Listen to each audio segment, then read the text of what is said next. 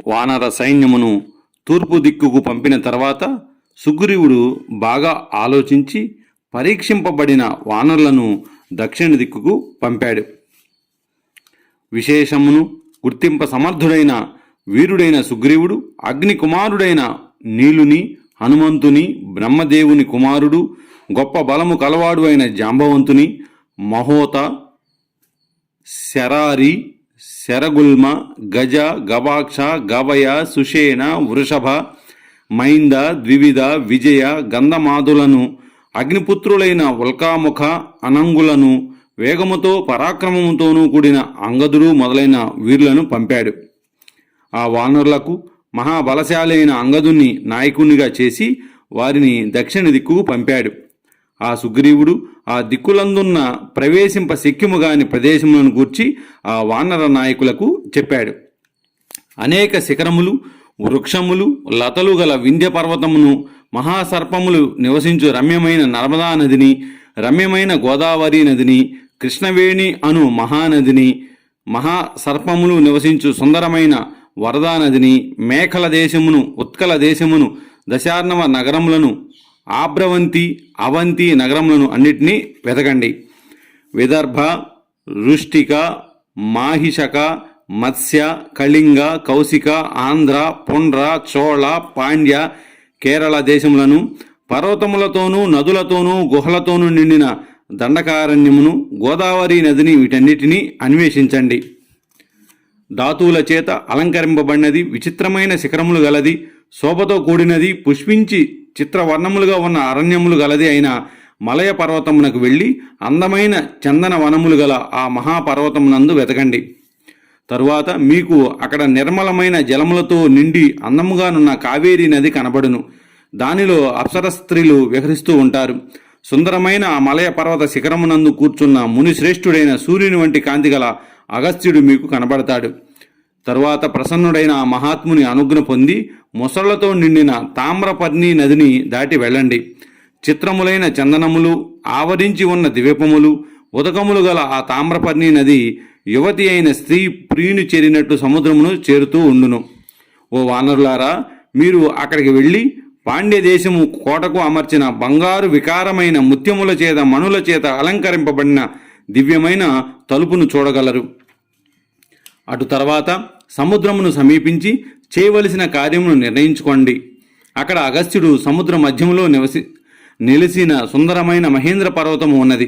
దాని చర్యలు, వృక్షములు నానా వర్ణములతో ఉండును. బంగారము వికారమైన ఆ పర్వతము మహాసముద్రంలోనికి చొచ్చుకొని ఉన్నది. ఆ పర్వతము వికసించిన పుష్పములు గల అనేక విధములైన వృక్షములతోనూ లతలతోనూ ప్రకాశిస్తూ ఉండును. చాలా మనోహరమైన ఆ పర్వతంపై దేవతలు, ఋషులు, యక్షులు, అప్సరస్త్రీలు, సిద్ధులు, చారణులు నివసిస్తూ ఉన్నారు. దేవేంద్రుడు ప్రతి పర్వమునందు ఆ పర్వతమునకు వస్తూ ఉంటాడు. దాని అవతలి ఒడ్డున 100 యోజనముల వైశాల్యము గల ద్వీపమున్నది.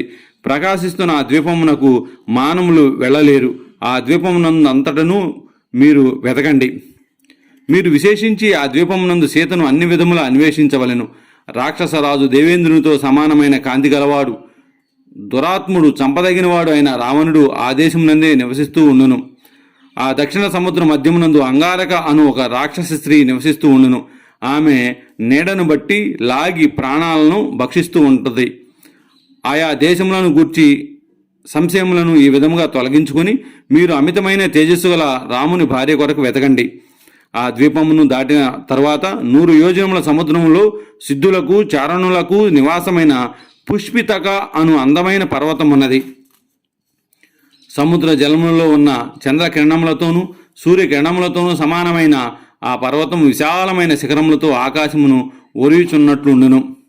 ఆ పర్వతం మీద ఒక శిఖరము బంగారము వికారమైనది. దాన్ని సూర్యుడు సేవిస్తూ ఉంటాడు. ఒక శిఖరము వెండిది. తెల్లగానున్న ఆ శిఖరముపై చంద్రుడు నివసిస్తూ ఉంటాడు. కృతజ్ఞులు గాని, క్రూరులు గాని, నాస్తికులు గాని ఆ పర్వతమును చూడలేరు. ఓ వానరులారా, శిరస్సు వంచి ఆ పుష్పితక పర్వతమునకు నమస్కరించి దానిపై అన్వేషించండి. ఎదిరింప శక్యము గాని ఆ పర్వతమును దాటి ప్రవేశింప శక్యము గాని 14 యోజనముల దూరము వెళ్ళిన తర్వాత సూర్యవంతమను పర్వతం ఉన్నది. ఆ సూర్యవత్ పర్వతమును దాటిన తర్వాత సర్వకామములను ఫలించు అన్ని కాలములందు మనోహరములైన వృక్షములతో కూడిన వైద్యుతం అనే పర్వతం ఉన్నది. ఓ వానరులారా, ఆ వైద్యుత పర్వతంపై లభించు శ్రేష్టములైన మూలములు ఫలములు తిని ఉత్తమములైన మధువులను త్రాగి ముందుకు వెళ్ళండి. అక్కడ నేత్రములను మనస్సును ఆకర్షించు కుంజరమను పర్వతం ఉన్నది. దాని మీదనే విశ్వకర్మ అగస్త్యుని గృహమును నిర్మించెను. దివ్యమైన అగస్త్యుని బంగారు గృహము అనేక విధములైన రత్నముల చేత అలంకరింపబడినది. యోజనము వైశాల్యముతో 10 యోజనములు ఎత్తు ఉన్నది.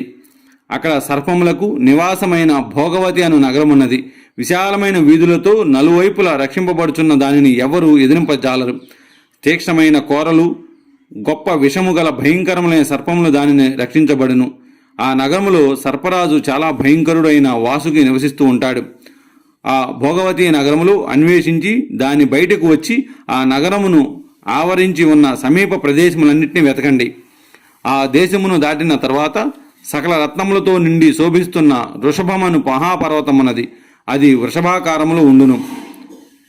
ఆ పర్వతం మీద గోశీర్షకము, పద్మకము, హరిశ్యామము అను చందనము, అగ్నితో సమానమైన కాంతిగల శ్రేష్టమైన చందనము పుట్టును.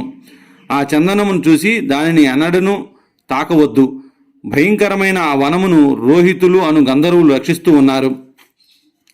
ఆ వృషభ పర్వతం మీద సూర్యునితో సమానమైన కాంతిగల శైలీషుడు, గ్రామణి, శిక్షుడు, సుకుడు, బభ్రువు అను 5 గంధర్వరాజులు నివసిస్తూ ఉంటారు. అది సూర్యచంద్ర అగ్నులతో సమానమైన దేహము గల పుణ్యాత్ములకు నివాస స్థానము. దాని తర్వాత భూమి చివర భాగమునందు స్వర్గమును సంపాదించిన పుణ్యాత్ములు ఉంటారు. దాని తర్వాత వచ్చు భయంకరమైన పితృలోకమునకు మీరు వెళ్ళకూడదు. వీరులైన ఓ వానర శ్రేష్ఠులారా, ఆ యమును రాజధాని భయంకరమైన చీకటి చేత ఆవరింపబడి ఉండును.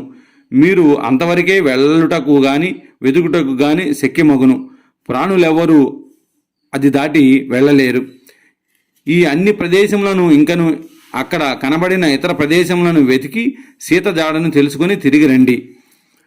మాసములోపుగా వచ్చి సీత కనబడినదని చెప్పువాడు నాతో సమానమైన వైభవము పొంది సుఖముగా భోగములో అనుభవించగలడు. నాకు వానికంటే ఎక్కువ ఇష్టమైన వాడు ఉండడు. నా ప్రాణముల కంటే కూడా ఎక్కువ ఇష్టుడగును. అనేక పర్యాయములు అపరాధములు చేసిన వాడు కూడా నాకు బంధువగును. మీరు ఉత్తమ గుణములు గల కులములో పుట్టినవారు, అమితమైన బల పరాక్రమము గలవారు. సీతాదేవి లభించు విధముగా తగిన పురుష ప్రయత్నమును ప్రారంభించండి. వాల్మీకి మహర్షి విరచితమై ఆది కావ్యమైన శ్రీమద్ రామాయణమునందు కిష్కింధకాండలో 41వ సర్గ సమాప్తము.